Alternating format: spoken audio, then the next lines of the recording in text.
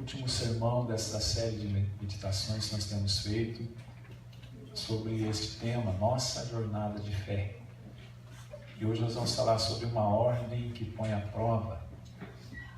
E houve um dia em que Abraão recebeu uma ordem difícil de ser atendida, obedecida. Isso está em Gênesis capítulo 22. Eu quero que você abra, nós vamos ler toda essa história, não obstante ela ser bem conhecida. Gênesis 22, de 1 a 19.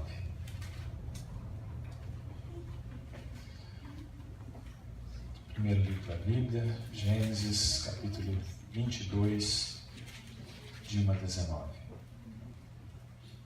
A palavra de Deus diz assim: Depois dessas coisas, pôs Deus Abraão à prova e lhe disse: Abraão, esse lhe respondeu: Eis-me aqui. Acrescentou Deus: Toma teu filho, teu único filho Isaque, a quem amas, e vai-te à terra de Moriá. Oferece-o ali em holocausto sobre um dos montes que eu te mostrarei. Levantou-se, pois, Abraão de madrugada, e tendo preparado o seu jumento, tomou consigo 2 dos seus servos, e Isaque, seu filho, rachou lenha para o holocausto e foi para o lugar que Deus lhe havia indicado.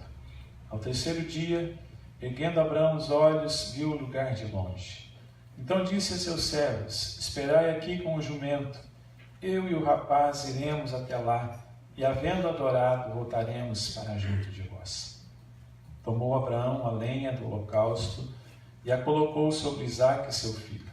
Ele, porém, levava nas mãos o fogo e o cutelo. Assim caminharam ambos juntos. Quando Isaque disse a Abraão, seu pai: Meu pai, respondeu Abraão: Eis-me aqui, meu filho. Perguntou-lhe Isaque: Eis o fogo e a lenha, mas onde está o cordeiro para o holocausto? Respondeu Abraão: Deus proverá para si, meu filho, o cordeiro para o holocausto. E seguiam ambos juntos. Chegaram ao lugar que Deus lhe havia designado. Ali edificou Abraão um altar, sobre ele dispôs a lenha, amarrou Isaque, seu filho, e o deitou no altar em cima da lenha. E estendendo a mão, tomou o cutelo para imolar o filho. Mas o céu lhe bradou o anjo do Senhor: Abraão, Abraão! Ele respondeu: Eis-me aqui. Então lhe disse: Não estendas a mão sobre o rapaz e nada lhe faças, pois agora sei que temes a Deus, porquanto não me negaste o filho, o teu único filho. Tendo Abraão erguido os olhos, viu atrás de si um carneiro preso pelos chifres entre os arbustos. Tomou Abraão o carneiro e ofereceu em holocausto em lugar de seu filho.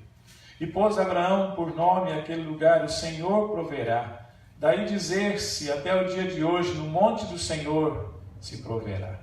Então do céu bradou pela segunda vez o anjo do Senhor a Abraão e disse: Jurei por mim mesmo, diz o Senhor, porquanto fizeste isso e não me negaste o teu único filho, que deveras te abençoarei, e certamente multiplicarei a tua descendência como as estrelas dos céus e como a areia na praia do mar. A tua descendência possuirá a cidade dos seus inimigos. Nela serão benditas todas as nações da terra, porquanto obedeceste a minha voz. Então voltou Abraão aos seus servos, e juntos foram para Berseba, onde fixou residência. Deus abençoe a palavra dele lida. Vamos orar mais uma vez, queridos.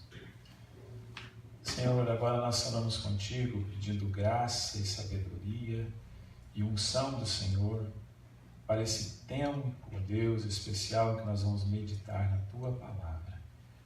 A palavra do Senhor viva e eficaz.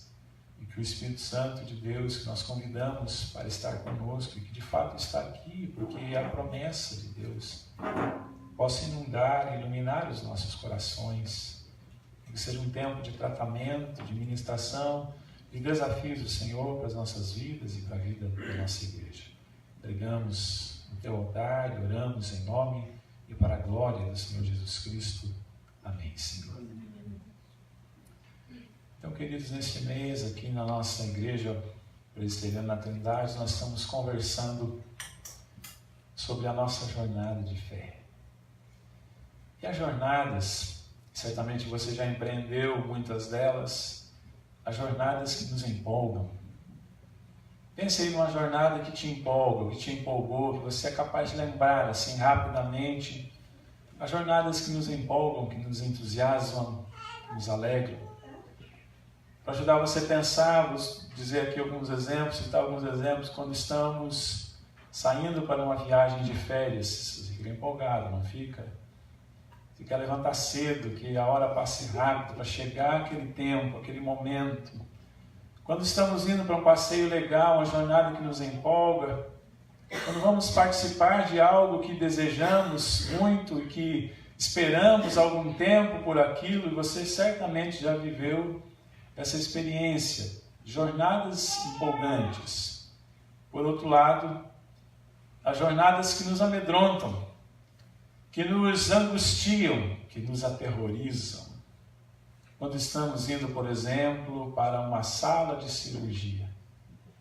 Eu já passei por isso, cirurgia simples até, mas como é difícil essa jornada. Quando estamos indo enfrentar um grave problema, quando estamos indo para um velório agonizante, você certamente, ou pelo menos a maioria aqui, já viveu experiências assim. A vida toda, na realidade, é uma grande jornada que contém todos esses elementos. Uma jornada que acontece todos os dias, sem exceção. É uma jornada, queridos, que não é uma jornada nas estrelas, interpretado por atores como no seriado famoso e fictício da televisão. A vida é uma jornada cujo palco é a Terra, empreendida de forma muito real, por pessoas muito reais, por mim e por você.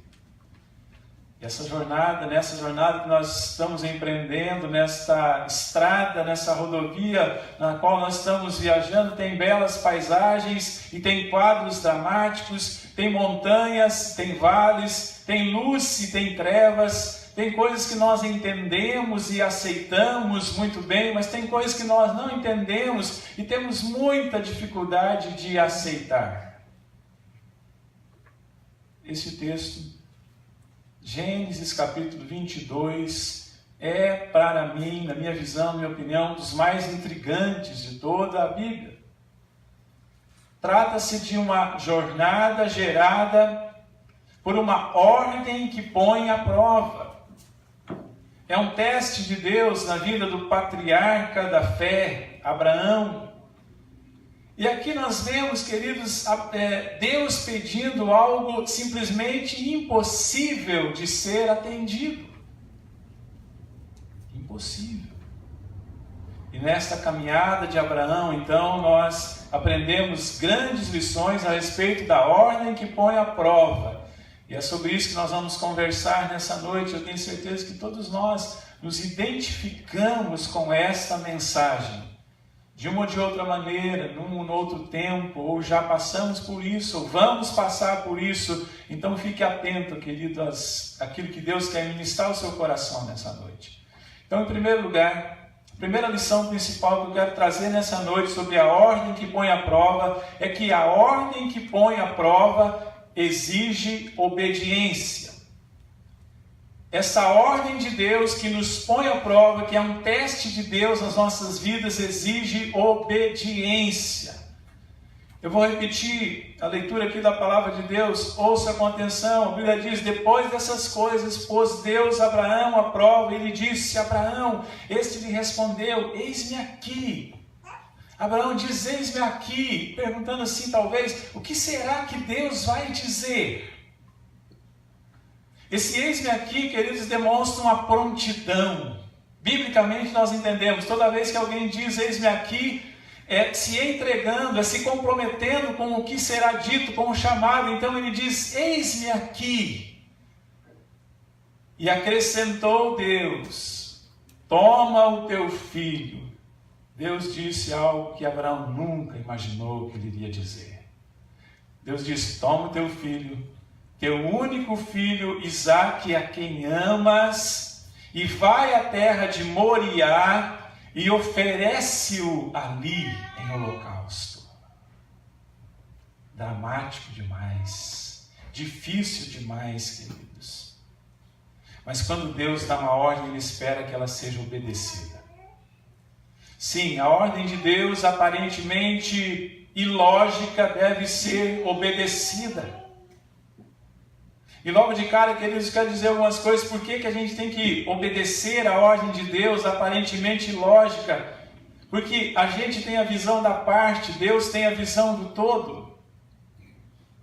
Deus enxerga o todo, nós enxergamos apenas uma minúscula parte. A gente vê algumas árvores, Deus vê a floresta toda de cima. A gente vê o momento apenas, Deus vê o processo. A gente vê apenas um momentozinho, não temos capacidade de ver além, mas Deus vê todo o processo. A gente conhece um pouco, Deus conhece tudo. Por isso nós devemos obedecer à ordem de Deus. Mas olhando aqui, queridos, para essa história, vamos ver que tudo está perfeito na vida de Abraão. Ele está feliz.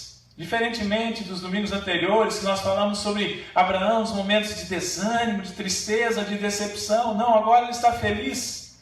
Enfim, ele pôde deixar de ser nômade, fixar residência e descansar. Deus lhe dera o filho da promessa, o amado Isaque. Está tudo bem, tudo perfeito, maravilhoso, nos devidos lugares na vida de Abraão. Entretanto, Deus resolve fazer um último teste na vida dele, o mais difícil de todos. Ele recebe uma daquelas ordens que nos levam a dizer: Deus, não estou entendendo. Ele recebe, queridos, uma daquelas notícias que nós insistimos muitas vezes em dizer para nós mesmos: não, eu não recebi essa notícia. Ele começa a viver uma daquelas crises que não sabemos de onde veio, mas sabemos que ela está ali e vai nos fazer sofrer. Mas Abraão é obediente. Uma grande marca da vida de Abraão é a obediência. Sua vida sempre foi de obediência. Então ele parte para cumprir a ordem de Deus. E começa a empreender aquela jornada difícil. Sabe que nós podemos penetrar no coração de Abraão, querido? Quando eu leio a Bíblia, eu gosto de imaginar o que está acontecendo. Sabe que nós podemos penetrar no coração de Abraão e sentir o que ele está sentindo, caminhando para sacrificar Isaque, o seu próprio filho?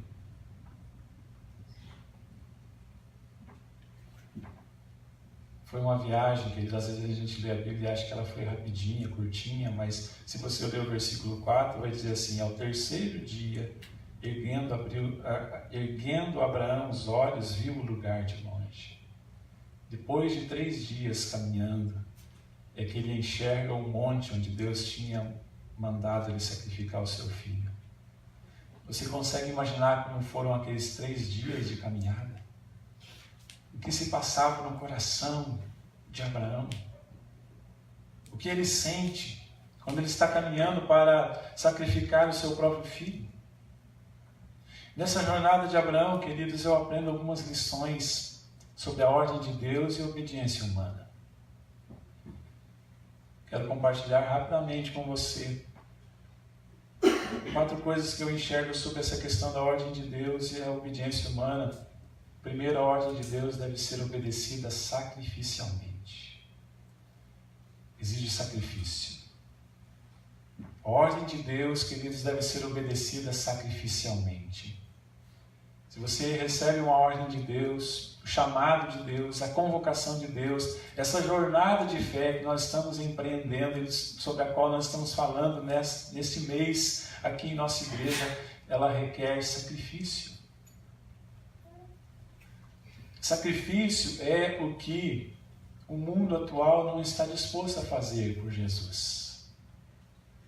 Sacrifício é o que as pessoas não querem fazer. Nós vemos, por exemplo, em lugares do mundo em que pessoas estão sofrendo a ponto de serem decapitadas, entregarem suas vidas, presas por causa do Evangelho. Eu fico imaginando que aqui no Brasil, por causa de uma temperatura, quando baixa de 20 graus, a gente já não consegue ir na igreja.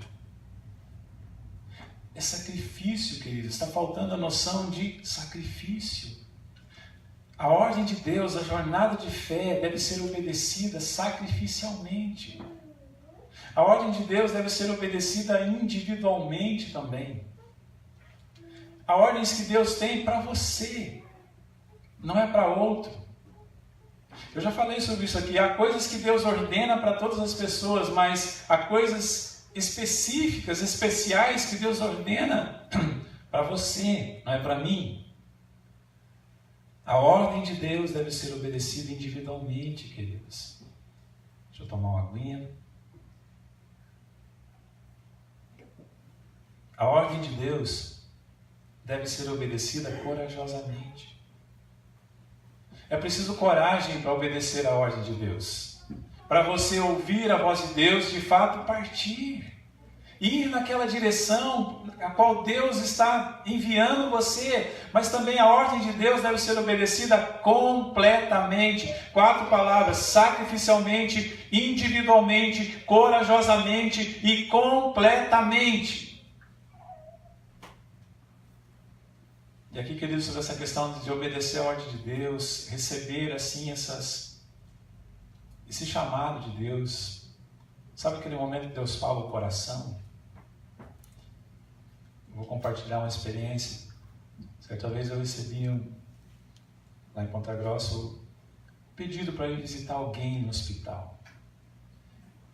Um pastor de outra cidade mandou uma mensagem para mim perguntando se eu poderia ir visitar uma pessoa que estava no hospital. E eu estava assim, me relutei bastante, porque eu estava num momento muito ocupado, muito serviço, muito trabalho. E talvez comecei assim, pecaminosamente, pensar: puxa, essa mulher nem é membro da minha igreja, é lá de outra cidade, por que eu tenho que ir lá visitá-la? Mas era a ordem de Deus, querido. Eu arrumei um tempinho, corri lá no hospital, consegui entrar e cheguei lá e me deparei com uma mulher que estava no estágio terminal. Ela já estava no quarto, não estava mais na UTI, mas porque ela estava no que a gente chama de desenganada dos médicos.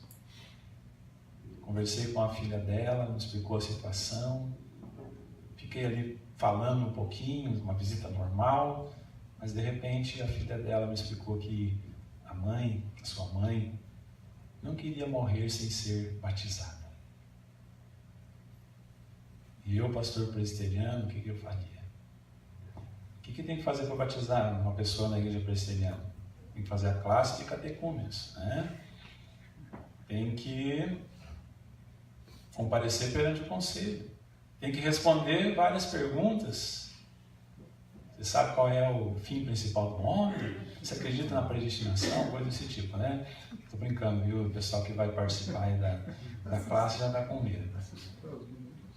Mas eu estava lá no quarto do hospital. E aí Deus falou comigo: batiza essa mulher. Não precisa reunir conselho, não precisa fazer reunião, não precisa fazer nenhuma pergunta. Na realidade, eu consegui fazer uma pergunta para ela e ela respondeu. Eu perguntei, nem lembro o nome dela, mas: a senhora crê no Senhor Jesus como Senhor e Salvador da sua vida? Ela disse sim. Eu peguei um copinho de água, um copinho desses branquinhos ali do hospital, fui lá na torneira, um copinho desse aqui, ó, enchi de água. Nessa hora é bom ser presbiteriano, tá? Não tem problema com água. Se fosse um batista, ia ter um pouco mais de dificuldade, um assembleano, né?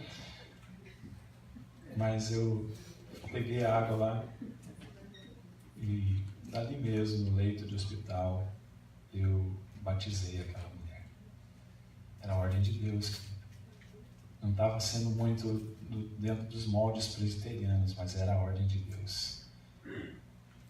E dias depois eu fiquei sabendo que aquela mulher tinha falecido. Mas Deus me enviou lá porque Deus queria fazer uma obra na vida daquela mulher. A ordem de Deus deve ser obedecida, querido. A segunda lição principal que eu gostaria de trazer nessa noite é que a ordem que põe à prova implica em confiar na providência. Ela requer obediência, mas ela também implica em confiar na providência de Deus. Nós temos falado sobre esse tempo desse mês porque não tem como falar de Abraão sem voltar a esse tempo. Providência de Deus. Então, se a ordem de Deus, aparentemente ilógica, deve ser obedecida, a providência de Deus, aparentemente distante, deve ser esperada. Essa é a grande mensagem que a igreja do Senhor Jesus Cristo precisa acreditar. O nosso Deus é um Deus de providência. Ser provedor é um dos atributos de Deus. Na teologia a gente estuda atributos de Deus. O que são? São características de Deus. Então ser providente é um dos atributos de Deus, uma das características de Deus. Mas não são os atributos estudados na teologia, é algo sentido na prática das nossas vidas. Olha só o que o salmista diz, queridos, no Salmo 37, 25, que é bem conhecido: fui moço e agora já sou velho. O que diz o salmista? Porém, jamais vi o justo desamparado, nem a sua descendência mendigar o pão. Ele está falando, o salmista Davi, do Deus da providência. Agora, voltando ao texto, queridos, ao texto da história que nós estamos estudando nessa noite, nós vemos que Abraão e Isaac, então, caminham juntos para um lugar indicado por Deus. Caminham 3 dias, depois enxergam um monte. Está indo tudo bem, aparentemente, eles conversam sobre muitas coisas. Agora estou falando sobre a visão de Isaac. Está indo tudo bem, estão indo ao monte sacrificar. Essa era uma prática que fazia parte da cultura familiar, não era algo estranho para Isaac. Muitas vezes ele já tinha feito isso. Aparentemente está tudo certo, mas só aparentemente. Porque há algo que incomoda e que não passa despercebido pela cabeça do garoto Isaac. Nós temos aqui alguns garotos, e garota, que são curiosos, fazem perguntas. Consegue imaginar essa viagem, vocês aí, criançada? Estava indo tudo bem, estavam indo sacrificar. Mas Isaac tem uma pergunta. Qual é? Papai, estamos levando tudo o que precisa para o sacrifício, como muitas vezes nós fizemos, mas está faltando o mais importante. Onde está o cordeiro? O cordeiro era uma coisa muito importante para o sacrifício. Simplesmente não haveria sacrifício se não houvesse cordeiro. Eles precisavam levar o fogo, porque não tinha fósforo, Estavam levando. O cutelo, que era a faca. A lenha, estavam levando. Mas, onde estava o cordeiro?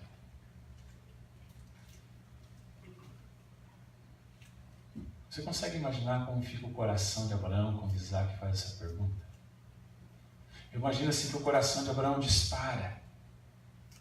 Diante da pergunta do filho, ele se vê tentado a jogar tudo para o alto. Mas aqui Abraão prova ser um grande homem de Deus. E ele diz uma das frases mais poderosas de toda a Bíblia. O que ele diz? Deus proverá o cordeiro para o holocausto. Deus proverá o cordeiro para o holocausto. Que confissão daquele que se celebrizou como o pai da fé. Que fé demonstrada.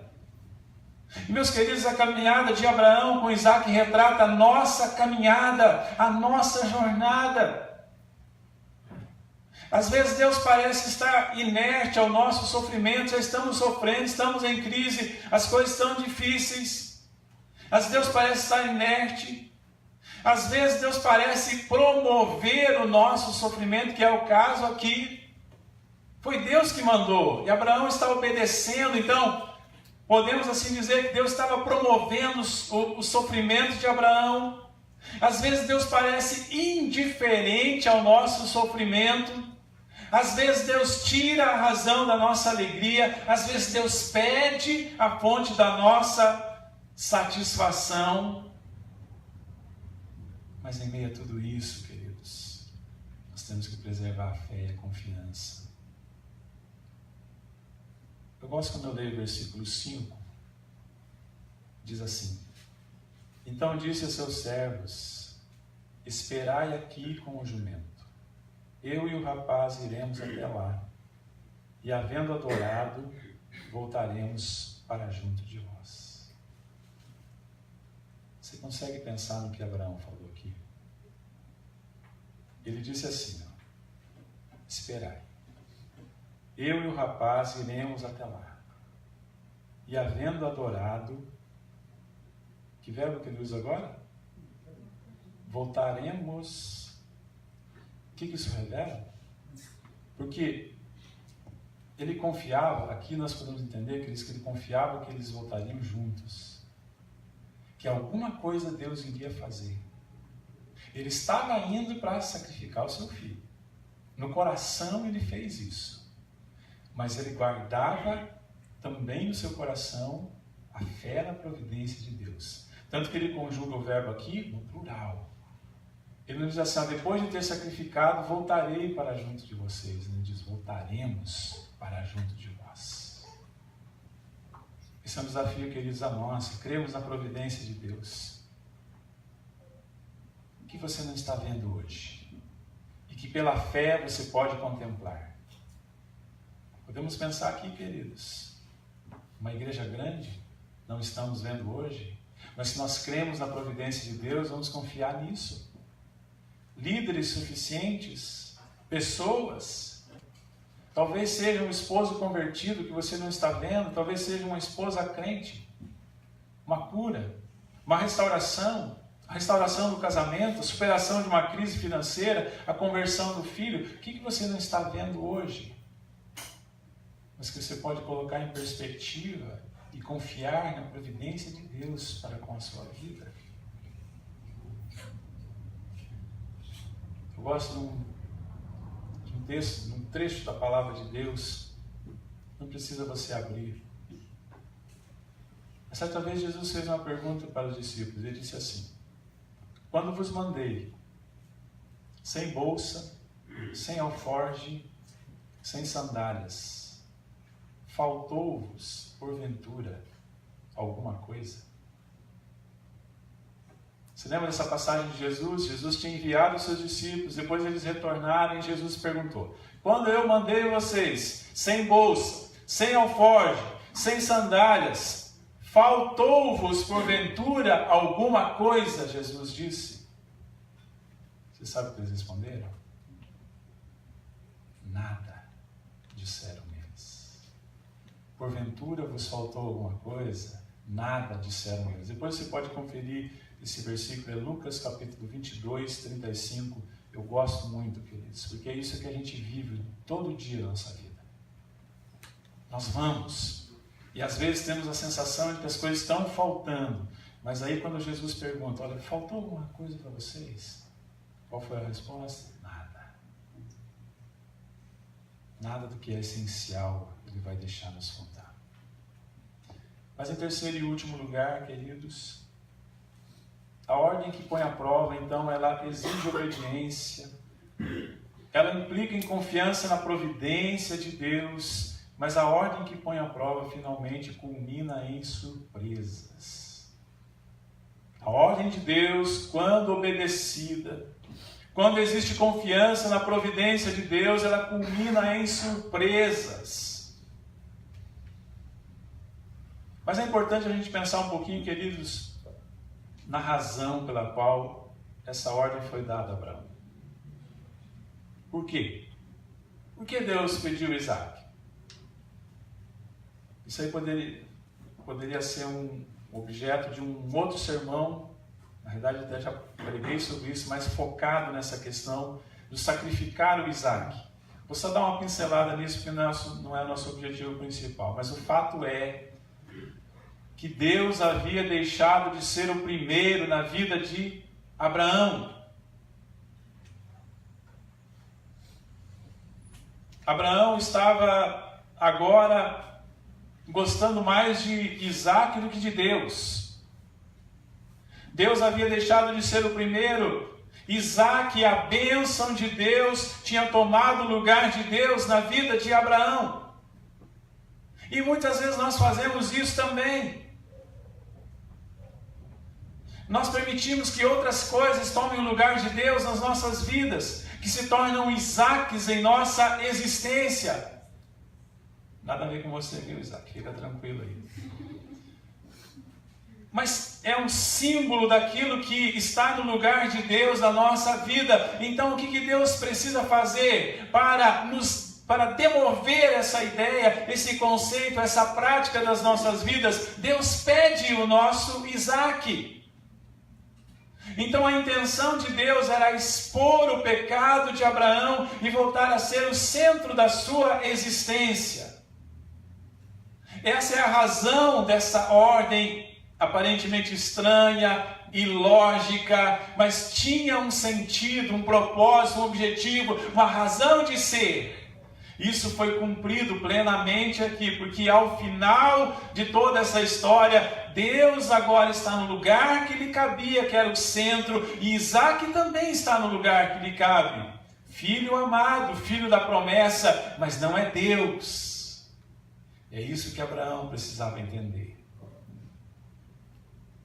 Então nós podemos afirmar, queridos, sem sombra de dúvida, que as ordens de Deus sempre visam cumprir ao seu propósito.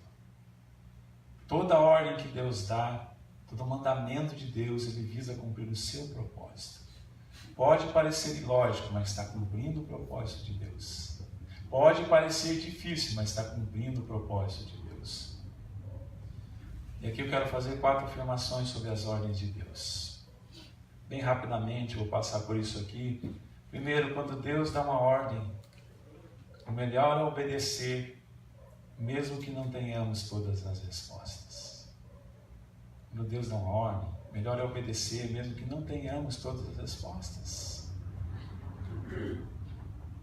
Aqui nós temos uma porção de imigrantes, né? Não só os nossos irmãos do Haiti, mas tem gente de várias partes do Brasil. Pessoas que obedeceram ordens de Deus, senão não teriam se movido. Quando Deus dá uma ordem, é melhor obedecer, mesmo que não tenhamos todas as respostas. E quando você vai para um outro lugar como um estudante, a primeira coisa que você vai precisar de Deus é da providência, não é verdade? Você sabe bem o que é isso. Você vai estender a sua mão todos os dias e dizer: Deus, eu preciso de um milagre para hoje. O milagre de hoje. Amanhã eu vou estender de novo, o milagre de amanhã, assim como eu fiz ontem. Quando Deus dá uma ordem, melhor é obedecer, mesmo que não tenhamos todas as respostas. E elas estão cumprindo o propósito de Deus. E amanhã ou depois você vai entender qual é o propósito de Deus para isso. Segundo, quando Deus dá uma ordem, uma rota de fuga nos levará a labirintos de fracassos. Precisamos entender isso também. Quando Deus dá uma ordem, uma rota de fuga nos levará a um labirinto de fracassos. Veja o que aconteceu com Jonas. Deus deu uma ordem e ele, ao invés de ir para Nínive, foi para Tarsis.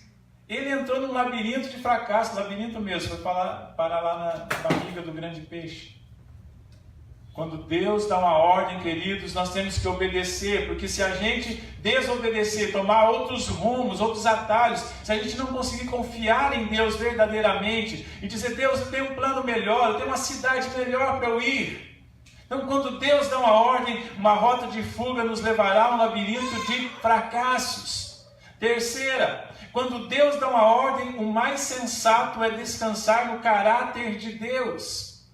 Quando Deus dá uma ordem, o mais sensato é confiar no caráter dele. Tem uma frase tão legal que eu ouvi do reverendo Ricardo Agreste. Ele disse: quando eu não estou entendendo nada, eu ainda posso confiar no caráter de meu Deus. Muitas vezes a gente não está entendendo nada, mas eu posso confiar no caráter de Deus. Deus não vai me colocar em enrascadas à toa, das quais Ele não possa me tirar. Deus tem um caráter bondoso. Então, quando eu não estou entendendo nada, eu posso continuar confiando no caráter bondoso de Deus. A quarta coisa que eu quero falar sobre as ordens de Deus é que quando Deus dá uma ordem, Coisas surpreendentes estão a caminho. Confie nisso. Quando Deus dá uma ordem, coisas surpreendentes estão a caminho. Quando a gente está no caminho da obediência. Não foi assim com Abraão? Ele trilhou o caminho da obediência. Ele confiava na providência. E quando está lá, ele chega, ele prepara o holocausto. Está lá pronto. A lenha está no lugar. Ele manda o seu filho deitar. Eu acho que até nesse momento Isaac já sabia o que estava acontecendo. Ele ergue a faca. Então Deus se surpreende. O cordeiro já estava preparado ali, só Abraão que não tinha prestado atenção. Mas ele aparece, na hora certa o anjo lhe diz: Abraão, não precisa você fazer isso. Havia uma surpresa. Como nós vamos até o final, em nossa jornada de obediência, nós provamos os milagres surpreendentes de Deus. Deus tem surpresas para nós, queridos. Quero compartilhar uma experiência, por exemplo, que a gente viveu também, vivemos o nosso ministério. Em 2009, na Igreja Presbiteriana em Ponta Grossa, nós fizemos duas coisas ilógicas. Hoje, quando eu olho assim, eu falei, que loucura que a gente fez. Nós obedecemos a voz de Deus. Nós estávamos fazendo uma grande reforma em nosso templo, no ano de 2009. Templo antigo, de 1960. Foi inaugurado lá no dia 7 de junho de 1960, com a morte do pastor que construiu o templo, o pastor Pascoal Pita. E ele morreu nesse dia, o templo estava praticamente concluído e os presbíteros então resolveram fazer do seu velório a inauguração do templo. Uma história interessante que tem lá. Mas então, um templo antigo, nós tínhamos que reformar e programamos uma reforma e também estávamos com dificuldade de espaço, estava faltando espaço. Chegamos a ter 2 cultos no domingo à noite, umas 6, outras 8 da noite. E aí a gente resolveu aumentar o templo. Um templo antigo, difícil de mexer, mas nós demos um jeito lá de aumentar a galeria. E o fato é que depois da reforma nós teríamos 100 novos lugares. 100 lugares a mais. Mas aí numa reunião do conselho,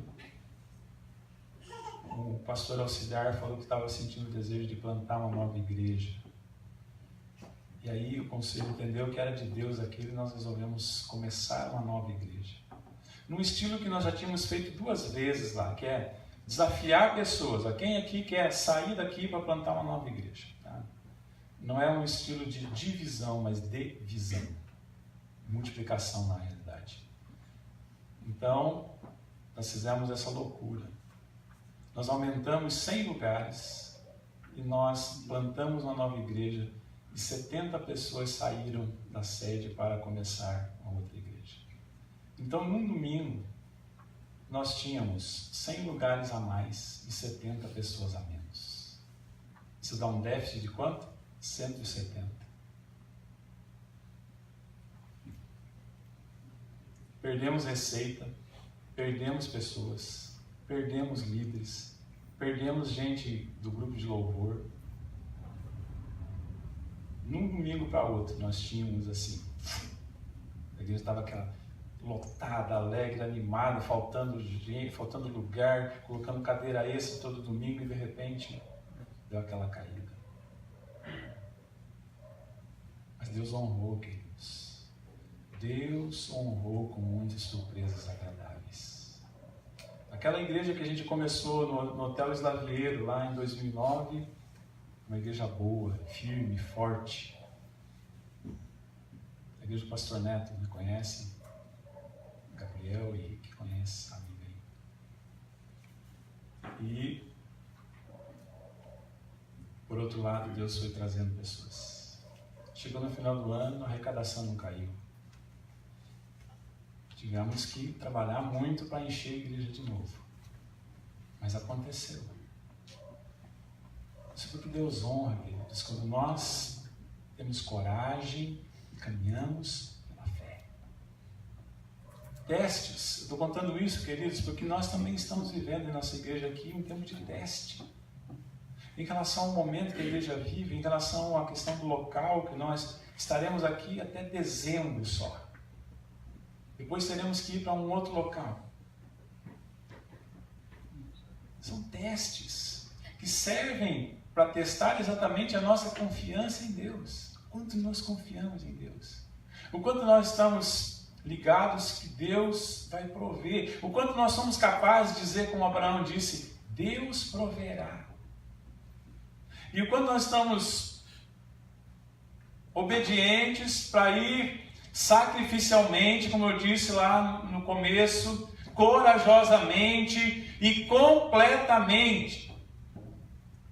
Completamente significa perseverar, significa não parar pelo caminho. E quando a gente então trilha esse caminho, que demora, como nós vimos aqui, que foi sacrificial, que foi difícil, subiram aquele monte, imagine, subindo o monte, mas subiram até lá, Abraão foi, no coração dele ele cumpriu o sacrifício, ele efetivou o sacrifício, tanto que Deus disse, eu vi no seu coração, você não me negou o seu único filho. Quando ele obedeceu até o final, as surpresas agradáveis vieram. Eu não tenho dúvida nenhuma que diz que a nossa jornada de fé é essa jornada. Deus está cuidando de nós. E Deus vai nos conduzir vitoriosamente.